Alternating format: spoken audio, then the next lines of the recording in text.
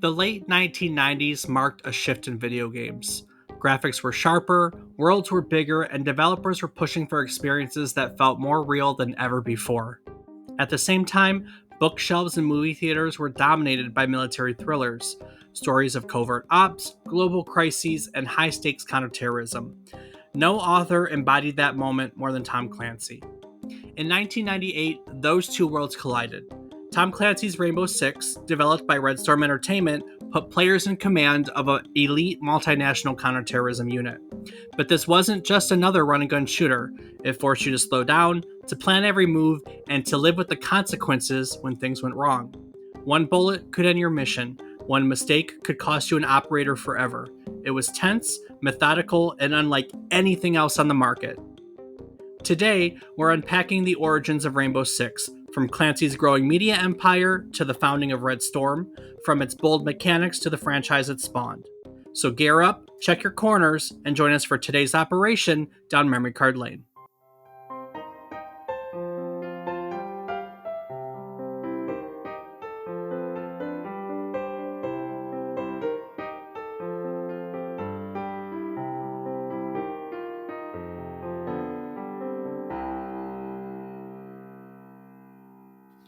Good morning, good afternoon, and good evening.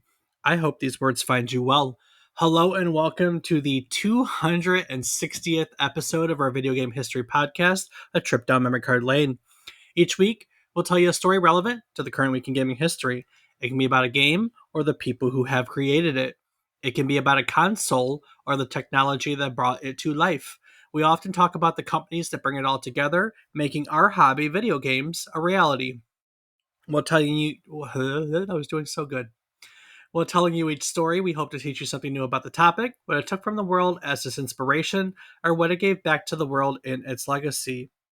Today, we're reaching into the history of Rainbow Six, the groundbreaking 1998 tactical shooter released alongside Tom Clancy's novel. With its emphasis on strategy, teamwork, and realism, Rainbow Six revolutionized the shooter genre and became a cornerstone of tactical gaming. I'm David Casson, and as always, I'm joined by my co-host, who'd probably trip an alarm and insist it was all part of the plan. He's my brother, Rob Casson. Rob, you know Rainbow Six. Are you more of a kick down the door kind of guy, or are you the one that kind of sits in the back and draws up the plans? Well, it depends on my mood. I can definitely Leroy Jenkins a room, but You can definitely Leroy Jenkins a room. That is a fact. sometimes you get in that mindset and you're like, you know what? I've died 18 times in a row. Maybe I should slow down. And then you still die, but at least you thought about it. That's a fact. You do take a pause and you think about it. Rainbow Six 1998 is very different than Rainbow Six 2025, though. So, Oh, absolutely. have you? For those of you who don't know, when I say Rob Rainbow Six, we played Siege, the current iteration of Rainbow Six. We've played a lot of Siege, actually. Rob, way more than me. But Rob, prior to this, my question is, had you played anything in the Rainbow Six series prior to Siege? I believe it was Vegas was the one. Yeah, Vegas was a solid one. Yeah, Yeah, for Vegas sure. would have been the one. All right. Excellent, excellent, excellent. Well, we have a whole lot to talk about today. Tom Clancy, his company, Red Storm Entertainment, and of course, our topic today, Rainbow Six. But before we get into all of that, all of those thrilling page turners, why don't you tell our listeners what else happened during this week in gaming history? Well, kicking it off on August 20th, 1985, ATI Technologies Incorporated was founded in Canada, setting the stage for one of the most influential hardware companies in PC gaming history. Initially focused on producing graphics adapters for OEMs, ATI quickly became a leading name in consumer graphic cards, competing with the likes of Nvidia and Matrix. During the 1990s and early 2000s, ATI's Radeon series became a favorite among gamers and professionals alike.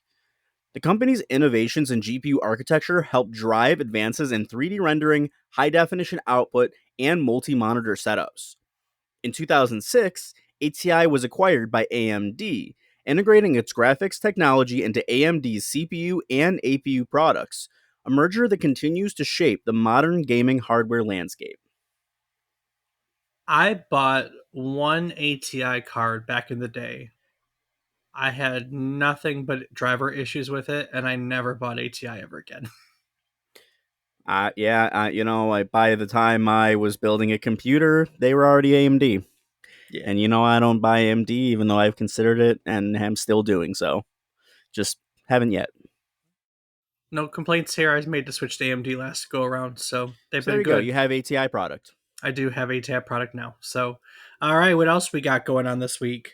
Next, on August 23rd, 1997, Rare released GoldenEye 007 for the Nintendo 64 in Japan, a groundbreaking first person shooter that redefined what console shooters could be. Loosely adapting the 1995 James Bond film, it offered a mix of stealth, objective based missions, and then revolutionary enemy AI. Its local split screen multiplayer became a cultural phenomenon, introducing console players to deathmatch gameplay and influencing FPC design for years to come. Decades later, it remains one of the most celebrated Nintendo 64 titles. We look back at its development and legacy in episode 52, so go check it out if you'd like to learn more on our year anniversary. Yes, indeedy. That The was our first gold, year.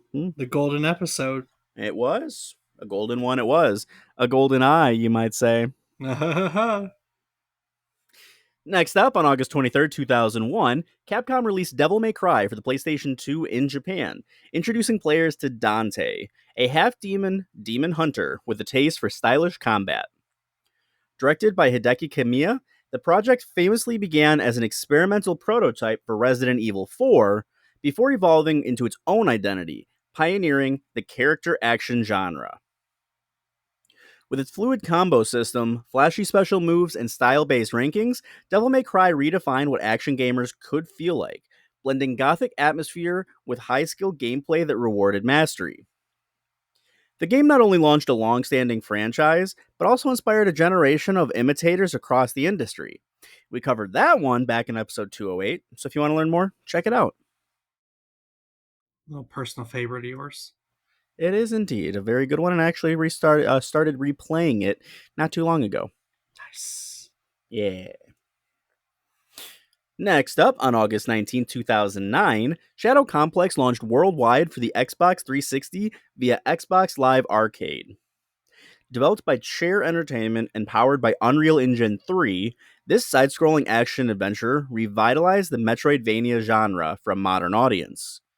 Players explored a massive underground complex, uncovering new abilities that gradually unlocked more of the map, all wrapped in a high tech conspiracy narrative inspired by Orson Scott Card's Empire.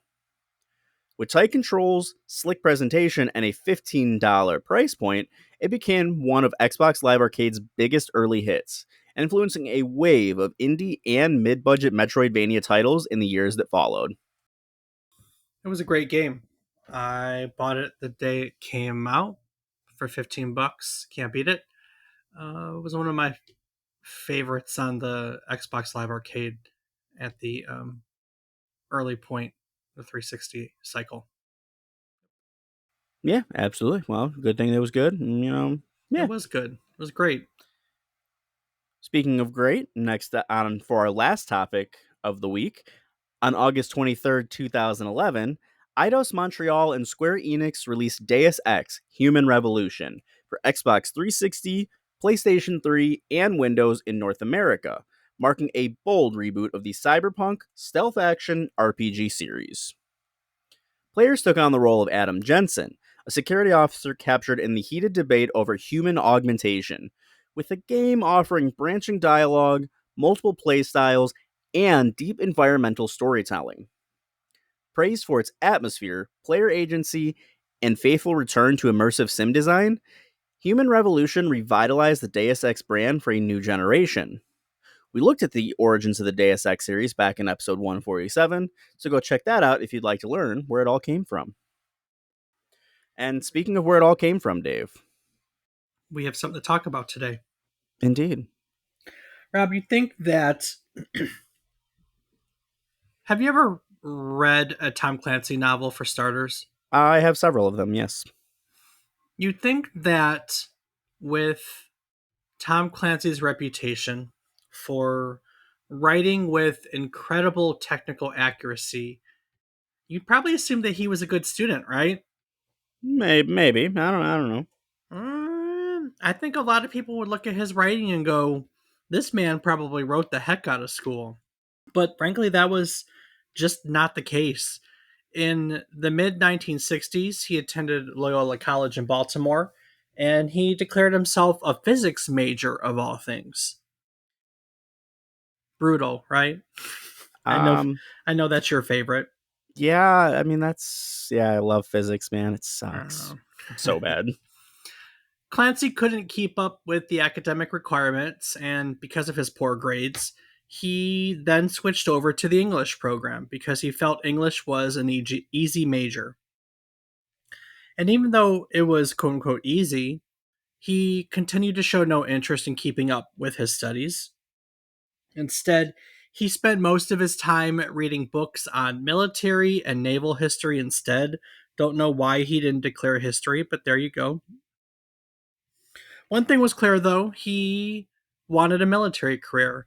In college, he joined the AROTC, but then he found out that he was ineligible to serve in the actual military due to his eyesight.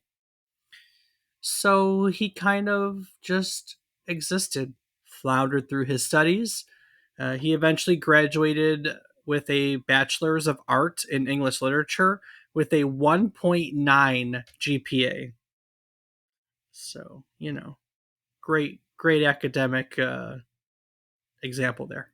Hey, sometimes it just happens, you know. Just because you ain't good at the writing doesn't mean you can't come up with good ideas and have someone else do the fancy editing. That's true.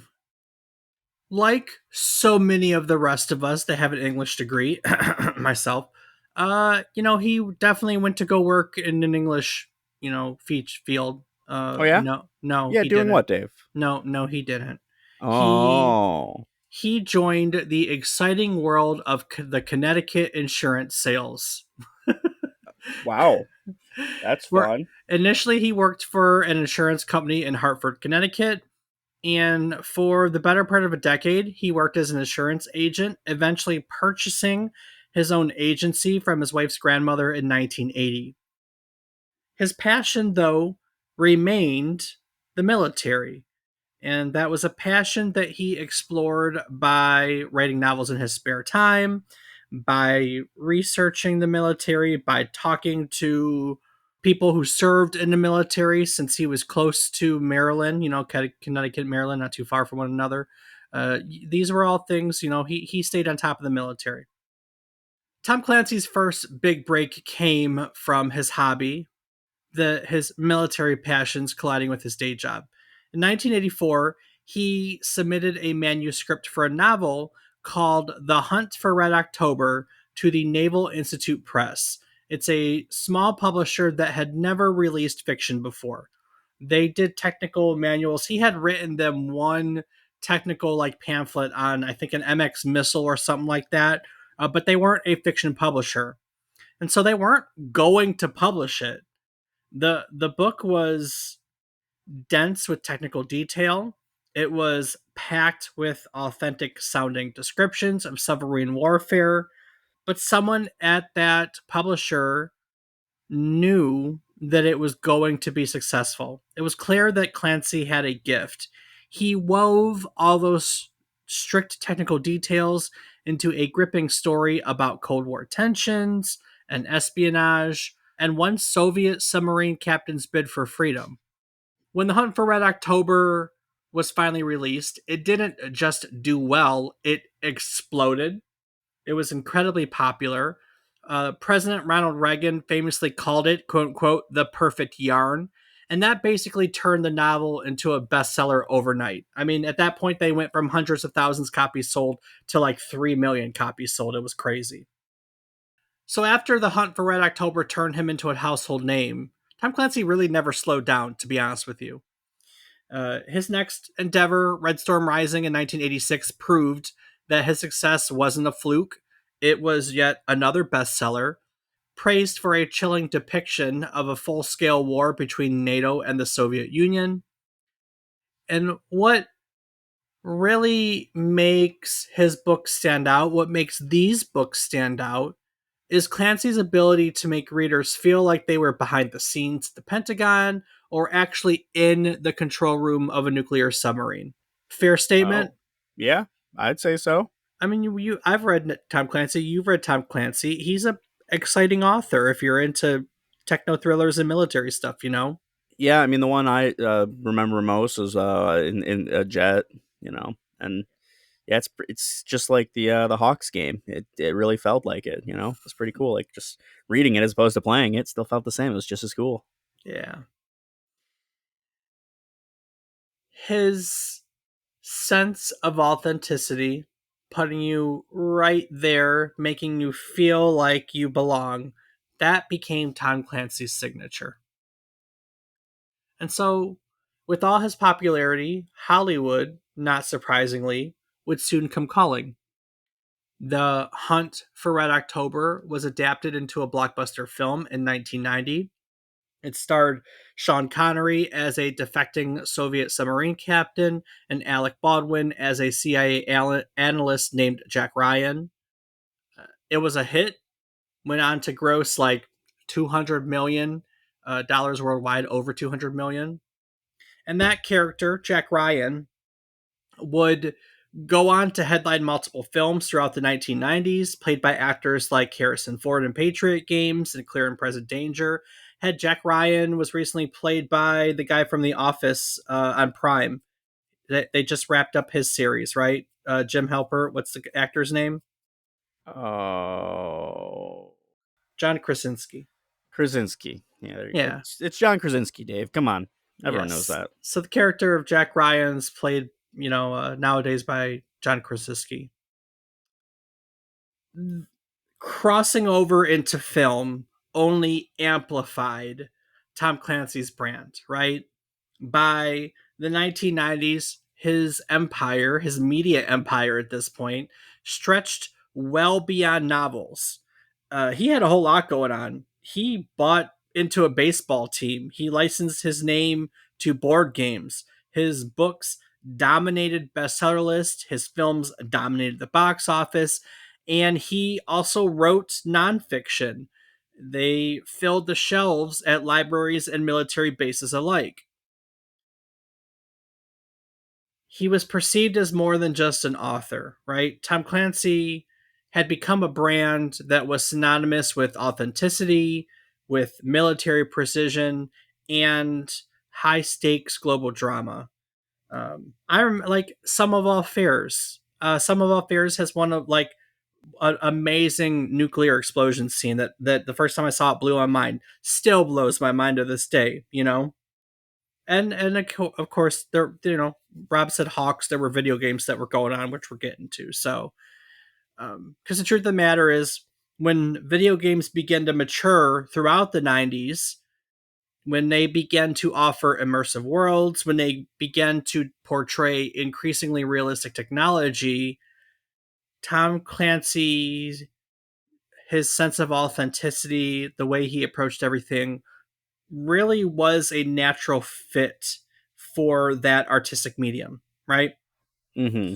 It's a medium where players could literally step into a Tom Clancy scenario, right? They could not just read about Jack Bryan, not just read about John Clark, but lead their own missions, make their own calls, and potentially see the consequences unfold in real time. So, for someone who had built a career turning military detail into drama, video games were a pretty logical next step. They were the next frontier, right? Right. And so Clancy finally decided to take the leap from page to pixels in the early 90s. Here, he partnered with a local 3D animation tool company called the Virtus Corporation. They had a studio called the Virtus Software, Virtus Studios, maybe. And he partnered with them to create his first video game. And over the course of 6 years, Tom Clancy and Virtus developed a submarine simulator that put players in command of a Los Angeles class submarine during a fictional conflict between the US and China. And as they developed the game, he wrote a novel, SSN, to tie in with the video game's release, partnering with a retired Commodore in the Royal Navy to get the details right on all accounts. Critically, SSN, to be fair, wasn't a runaway success. The reviews were kind of mixed. It really never gained much traction outside of diehard simulation fans. They were the ones who loved it. But what it really did do was prove that Tom Clancy's name could carry some weight in gaming. People noticed it. People were excited for it. It may not have lived up to expectations, but the expectations were there nonetheless, right? And so, with that being said, literally the day after they released SSN, Tom Clancy, Doug Littlejohns, who was that retired Commodore, and Verta Studios all announced that they were partnering up to open a new development studio, Red Storm Entertainment. The formation of Red Storm Entertainment in 1996 was going to be more than just a business venture for Tom Clancy. It was literally his declaration that video games were going to be the next frontier for his brand of storytelling, right? The studio was headquartered in Cary, North Carolina. That's right in the heart of what's called the Research Triangle, where the Virtus Corporation was already based. And that location was going to give them access to an incredible pool, like a growing pool of technical talent, without the high cost of places like Silicon Valley, in California. And so they decided to open up shop there. The choice of the name Red Storm, no accident. It was a direct nod to Tom Clancy's 86 novel, Red Storm Rising, that techno thriller about a hypothetical NATO Soviet war. And it sent a clear signal about what the studio was going to stand for, right? Realism, military authenticity, and a lot of global conflict on the world stage, right? Everyone on razor's edge, so to speak. Red Storm Entertainment's first releases were small scale projects. They were designed to give the studio a foundation and some experience, right? In 1997, they put out Tom Clancy's Politica. It is a PC strategy game based on one of Tom Clancy's Power Plays novels. Politica wasn't a blockbuster. It did let them test how well Clancy's brand could anchor in different genres of gaming. And they dabbled in this. The following year, they released a title called Dominant Species. That's a real time strategy game set in a futuristic world of bioengineered warfare. Again, not a chart topper, but it continued the trend of showing how Red Storm was willing to experiment, and build technical know-how while scaling up their operations. They followed that up with a game called Tom Clancy's Ruthless.com, which I know, right? That's why I have to bring this up. Ruthless.com is a turn-based strategy game. Came out in 1998. It puts you as the player in the position of CEO of a new software company. Interesting. I know, it's a weird as a Tom Clancy game, right? Very. And as a CEO of a software company, you have to like scheme and strategize. You form and break alliances. You sometimes undertake criminal actions, and you kind of do whatever it takes to get the company to the top and keep it there. It kind of plays like a board game with all these different elements to it. Cool concept, just not Tom Clancy. That's exactly the point. Exactly. I mean, and critics were okay with it. Like it sits at like a 6 or 7 out of 10 most of the time. So they didn't hate on it. But again, you're right, not Tom Clancy. But I brought it up to illustrate the point that in the beginning, Red Storm Entertainment was really just trying different things, right? They were trying to take what Tom Clancy was known for and turn into video games. They were trying to interject themselves in different genres to see what would stick. This endeavor was really this endeavor was really more experimental. These early projects kind of helped define the studio's reputation as one that would, I guess, focus on details and systems and realism, so to speak, rather than just arcade style thrills. That's the basis for them. But realistically, none of these were chart toppers. And the reality of the situation was that their first major hit was literally just around the corner. You know, Rob, Red Storm Entertainment wasn't just another game studio. They wanted precision, planning, and professionalism in everything they made. Funny enough, that really kind of reminds me of podcasting these days. Wait, you're saying that making a podcast is like running a tight military operation? That's exactly what I'm saying. And that's exactly why I use Zencaster. It's an all in one podcasting platform that makes recording as smooth as a perfectly executed plan. You just log in from your browser, hit record, and you're instantly capturing studio quality audio and up to 4K video, and there's no complicated equipment required.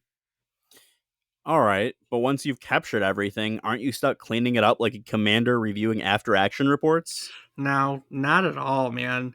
Zencaster's post production tools do all the hard work for you. They'll cut out the background noise, trim all the awkward pauses, and even balance the audio levels. It's like having a whole support team making sure your mission comes through loud and clear. And what about distribution? I don't want my show stuck in the briefing room forever. Well, that's the best part. Zencaster makes publishing simple. With just one click, your podcast is then deployed to all the major platforms like Spotify and Apple Podcasts. There's no juggling extra services, just one smooth op from start to finish. Sounds like podcasting without the mission failures. So, how do our listeners get started? We'll go to zencaster.com/pricing and use our offer code, all one word, memory card lane, and you'll get 30% off the first month of any Zencaster paid plan.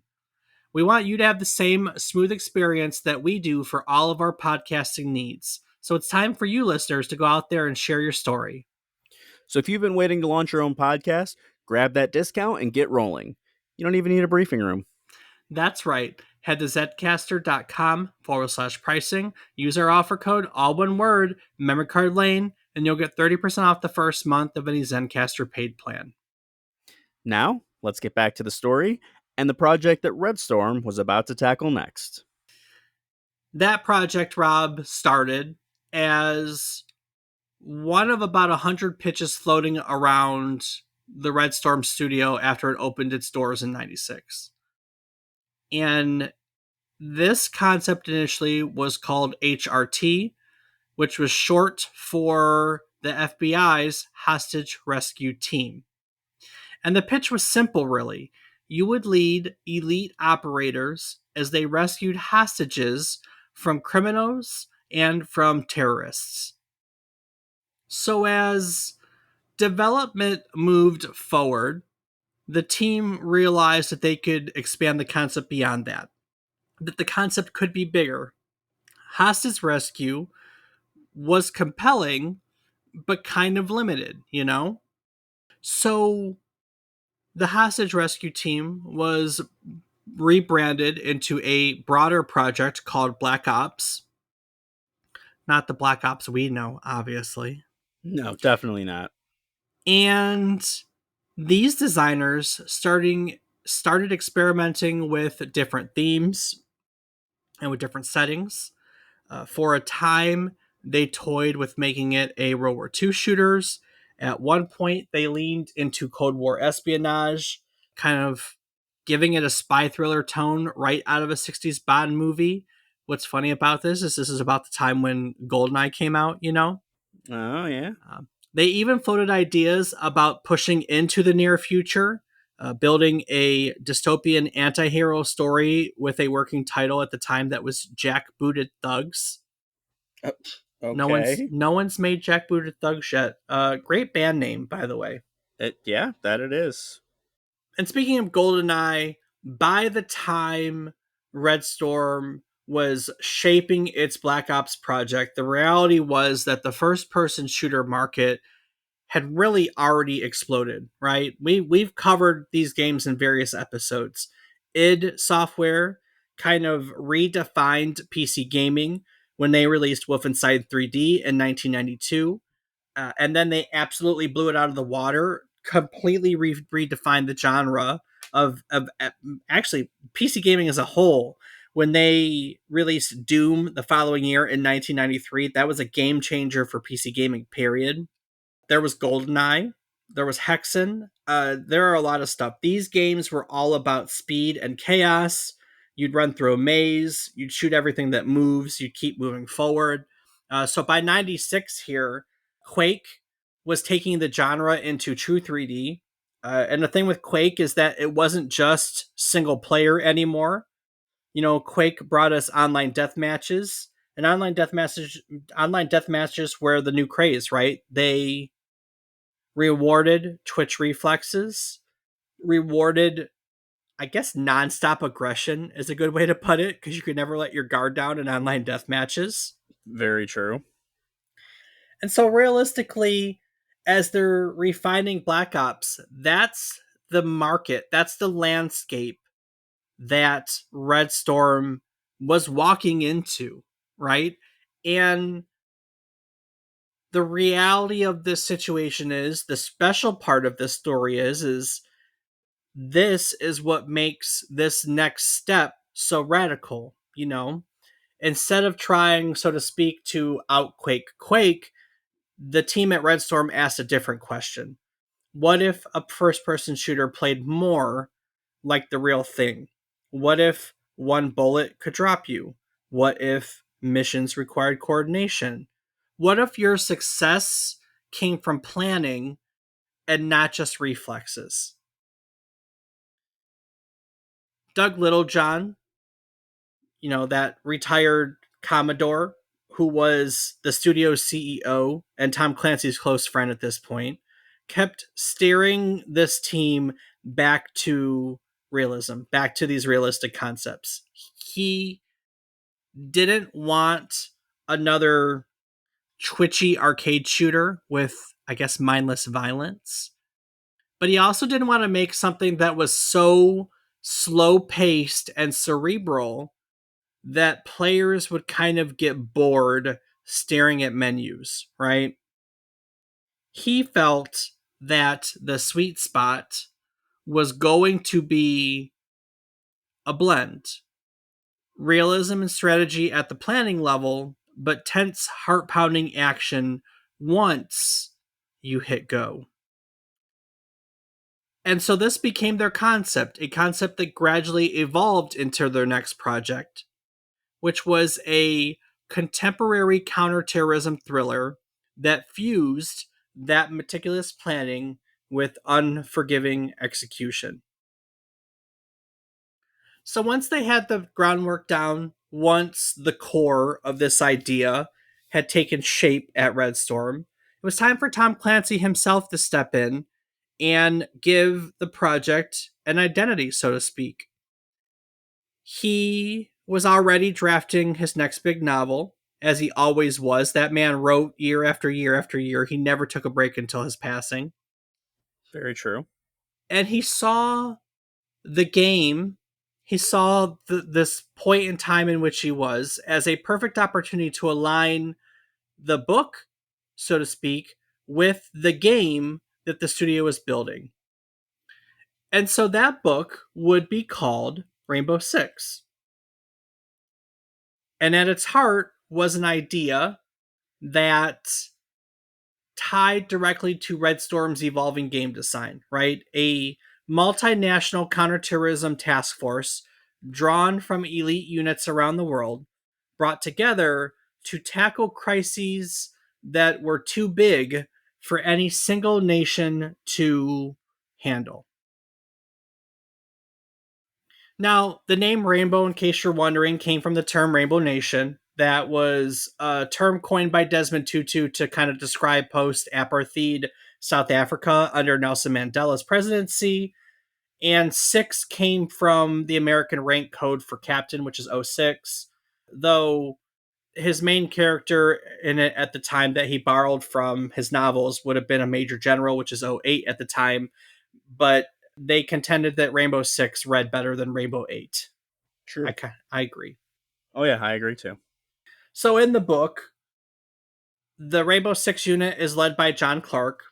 John Clark was a long-standing Tom Clancy character. He had appeared in multiple Jack Ryan novels. You know, we talked about Present and Clear Danger and Patriot Games. He was in a bunch of those as a Navy SEAL and then a CIA operative.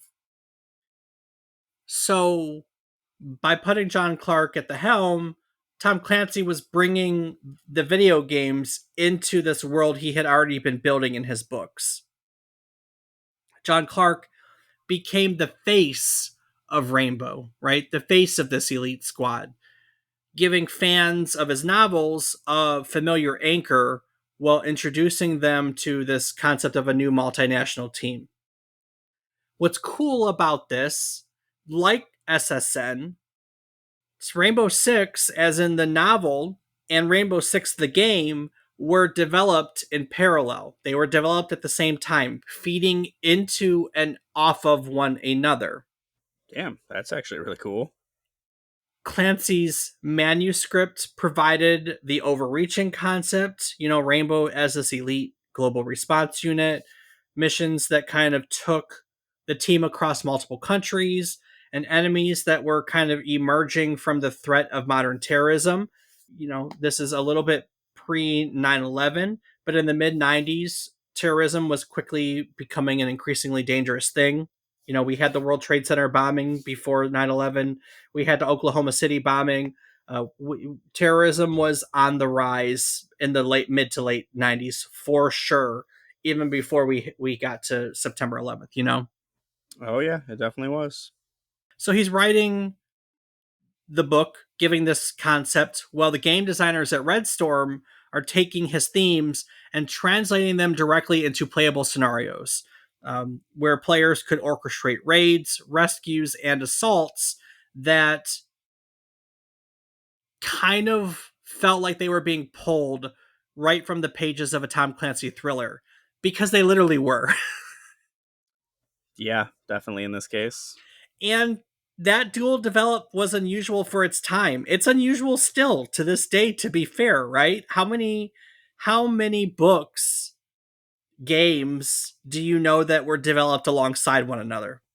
Nah, none really. I can't name many others at all. I know of games that came out and then they were written into novels, but I don't know other ones that came out together. You know, normally a game might get a spin-off novel after the fact, or on the other hand, a book might loosely inspire a game years later. But with Rainbow Six, they were kind of born together, you know, each one strengthening the other. You know, for Clancy fans, it was a chance to both read and play the same world, and for Red Storm, it gave their tactical shooter instant legitimacy by tying it into Tom Clancy's, you know, best-selling universe. I think what made Rainbow Six for me truly groundbreaking wasn't just that it shared a name with Clancy's latest novel. It was how the themes of the book, how the realism, the international counterterrorism, the high stakes operations were all translated into the game's mechanics. At the heart of the gameplay design was the planning phase. Before each mission, players weren't simply handed a gun and told to go. Instead, they had to study floor plans, they could map out routes, and they could assign orders to their squad.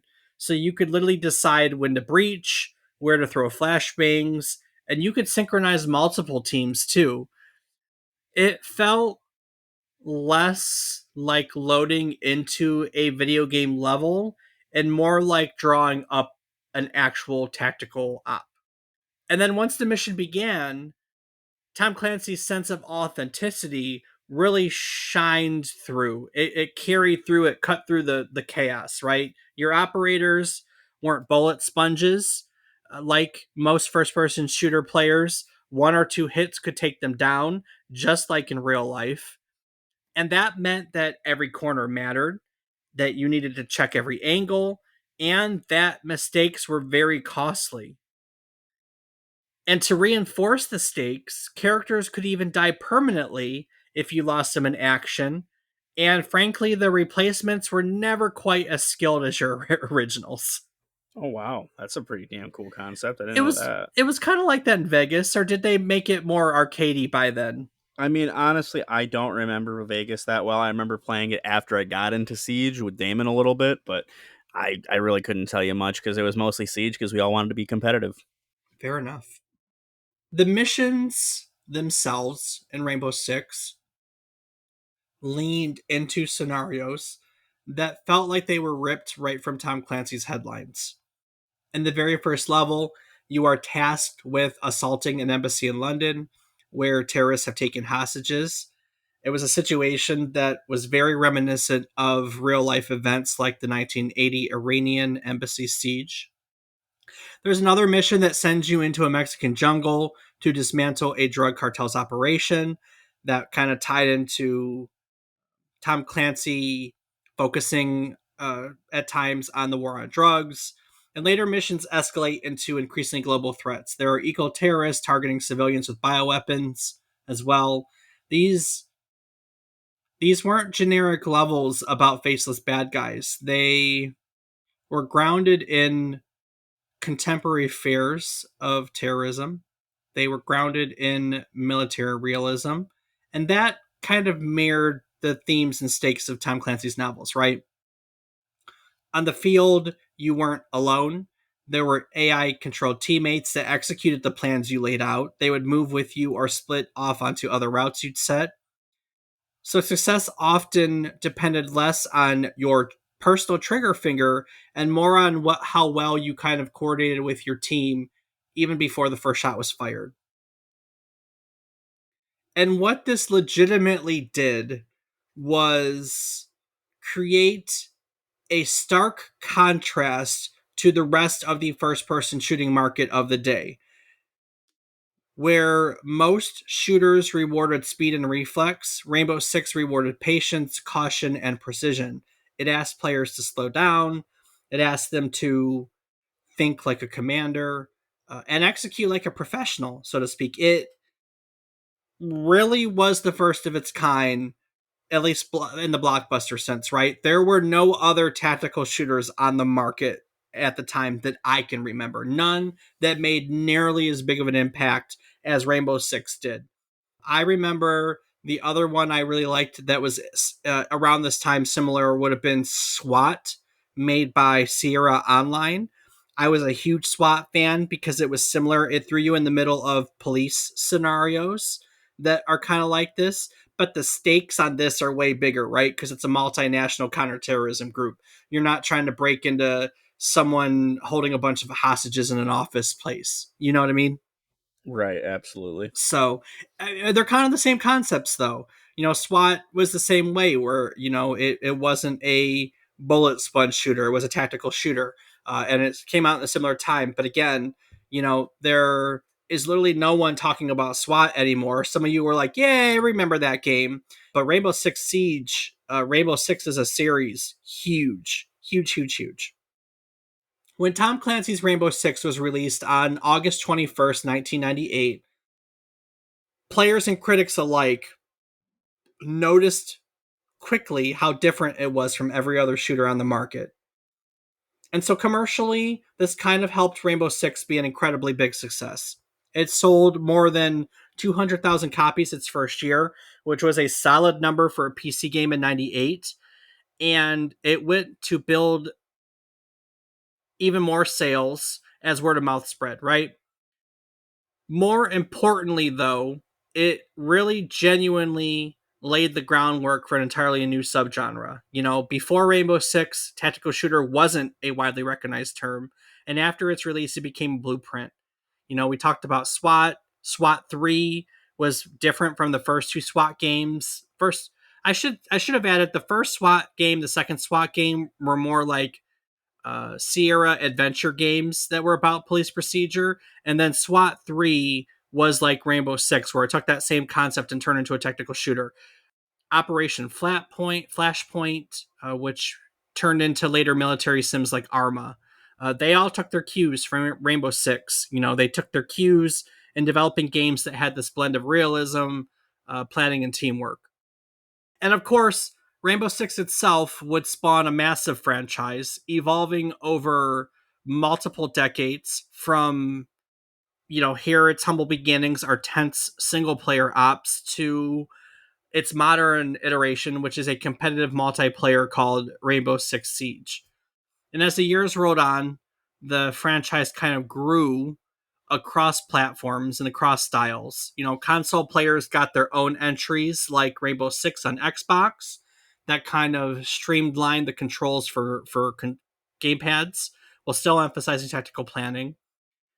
By the mid 2000s, Rainbow Six Vegas kind of had modernized the formula. It had cover systems, it had slicker graphics, and definitely a more cinematic presentation. It still did hold on to some of that plan before you pull the trigger DNA. Uh, the series kept evolving with the times, but it never lost those roots in realism and team based tactics. And that evolution basically led itself to what is arguably one of Ubisoft's most successful live service games. And as I said, that was Rainbow Six Siege, which launched in 2015. Initially, Rainbow Six Siege was got mixed reviews because it doesn't have any single player content. But its multiplayer content was off the charts, right? I would say so. And Yeah. so it steadily grew into I would say, a competitive multiplayer juggernaut. It has a thriving esports scene, and it's 10 years later from Siege, and it has a still, what I would argue is an incredibly strong player base. Yeah, I would agree. I mean, I still see it as a popular thing being streamed on Twitch, and it's I don't. I still see a bunch of my friends that I used to play with still playing it to this day. Well, we know they're updating it. It's live service, so that means that they play in seasons, so it's constantly getting updates. Every season's a different theme with different updates. So it's not, you know, they're not playing 20. To be fair, if you don't know what live service is, they're not playing 2015 Rainbow Six Siege. They are literally playing 2025 Rainbow Six Siege. So live service games tend to last longer because they're constantly evolving. I don't think they would if they never changed the last 10 years, to be fair, but who am I? Oh, I definitely agree with you on that. Looking back, I want to note, I think it's remarkable how much a Rainbow Six Siege's legacy traces back to 98, right? You know, it's multiplayer, so you don't have as much the planning phase per se, but there really is an emphasis on squad based execution still. And there is this sense of realism still woven into it that really is the franchise's DNA. I'd argue that you still have the planning phase too. It's just a lot more narrow of a window, and you better know what you're doing going into that. So it's definitely more apparent when you're playing in a ranked setting and playing a higher competitive score, just because you've taken the time to memorize the maps and know what the choke points usually are, what the best approaches usually are, know where to reinforce. Um, so starting out, probably not so much, but as you get more competitive with the game, I argue it's still the same. It's just you're doing it all under pressure. I agree. Well, I think that while Siege looks very different today, the spirit of what Red Storm Entertainment created with that first Rainbow Six is still there. It lingers in every breach, it lingers in every gadget, and I mean, it lingers in every, executed takedown, which are a lot of fun. So it's good stuff. Rainbow Six is a great. Rainbow Six has been a fun franchise. I am not a tactical shooter guy. Rob loves tactical shooters. I mean, let's be honest. The DNA of this game is in Tarkov, which you're a huge fan of. Oh, absolutely. You are you love realistic shooters. And this is where that genre started. Realistically, this is when that genre made it, so to speak. Yeah, no, I'm definitely a fan of the tactical shooters, and it's great that Rainbow Six is the where it got started. Even Siege was the same before I got into Tarkov. It's I do love the arcade shooters. Don't get me wrong, but I don't know, just even search and destroy back in the day. It's when it's more stakes, the higher stakes, and you got to play a little more strategically. It adds a layer, and it's fun. Absolutely. So, thanks for Rainbow Six, Tom Clancy. All right, ladies and gents. Well, if today's story got you thinking more about the first person shooter market of the 90s, we've covered plenty of other milestones that would help you put Rainbow Six here into context. On our website, www.memorycardlane.com, you can find our episode on Doom, which was 15, where we kind of look at the game that started that really brought the first person shooter genre to the forefront. In episode 22, we talked about Duke Nukem 3D and its over the top take on shooters that was coming out this time. And in episode 38, we explored Unreal and looked at how it pushed technology and multiplayer into new territory. This was all happening, during this period in which they were working on Rainbow Six. So all of these episodes, along with our look today at Rainbow Six, kind of paint a fuller picture of how the first person shooting genre evolved during the 90s. So, I mean, if you want to see the whole battlefield, so to speak, go ahead and check out our show archives at www.memorycardlane.com. Rob, what else can listeners find on our website? You can find a calendar of our future episode topics, get an idea of what we're going to be talking about in the coming weeks and months. You can find a link to our Patreon where you can help support us and get access to ad-free and unedited versions of all of our episodes. You can find a link to our Discord server where you can come chat with Dave and I about episode topics or anything else gaming related. Maybe not. You never know unless you join. And you can find links to our social media where I am on several platforms as Rob_O_Raptor and Dave. I can be found on various platforms as David is Wrong. Each week, we'll tell you one story relevant to the current week in game of history. This week, we're looking at Tom Clancy's Rainbow Six. We'll tell you each story. We hope to teach you something new about the topic, what it took from the world as its inspiration, or what it gave back to the world in its legacy. We do all sorts of topics, games, consoles, technologies. We covered trained chimpanzees a few weeks ago. One of the best parts about doing this week after week after week is every week when we sit down to do research, to outline our topic, our weekly topics. We always learn things. I love finding new things. I get excited when I learn something new because I know I can sit here and over the course of this hour or so, I get to teach you all the fun new stuff I learn, and we do this week in week out. And it's a fantastic cycle of teaching and learning and teaching, and in recognition and celebration of that cycle, we like to talk about what we've learned. So, Rob, what did you learn today? Well, I really didn't know that the Rainbow Six books or book rather, and the game were released around the same time, kind of like co-tangently. That's actually pretty cool to know, and now makes me want to go back and read them. I'm not even going to beat around the bush. That is my biggest takeaway. I had no idea going into this that was the case. I always assumed Tom Clancy had just written books and written books and written books, and somewhere along the time, some company came in there and said, "Hey, we love this book. We want to turn it into. We think it'd make a great video game," and they pitched him a video game. I Yep, always assumed. that's same here, man. I had no idea otherwise, so it's just knowing like, hey, he wrote both of these at the same time, and they were meant to be released at the same time He and add to he one another. he What? literally got into video games. Like he literally said, "I want to make a video game." And then as the video games are being made, he said, "I'm going to write the story and we're going to release these together." They are both tie-ins. SSN is a tie-in, Rainbow Six is a tie-in. There is no one than the other in both cases. That's that they are one and the same. The books and the video games came together. Uh I I don't know. I mean, I'm not surprised given the fact that Tom Clancy and his techno, he wrote a lot of technical thrillers. I don't think that he shied away from technology, but I never pegged him as a video game guy. Not to say he was. I think he just realized the merit of an interactive media for his stories, right? Right. But I am also incredibly fascinated by the fact that the books and the games were basically developed in tandem with one another. I think that's so fascinating. It is. I agree. It's really cool when you think about it. All right, Rob. Well, that'll wrap up our story on the origins of the Rainbow Six series and Tom Clancy. Before I wrap it up in summary and take us into next week, is there anything you'd like to add to today's episode? I'll just take a quick moment to say thank you so much to everyone for listening. It means the world to us to have you along each week as we dive into these complicated, planned out topics and get to learn all about them with us. So thank you for joining.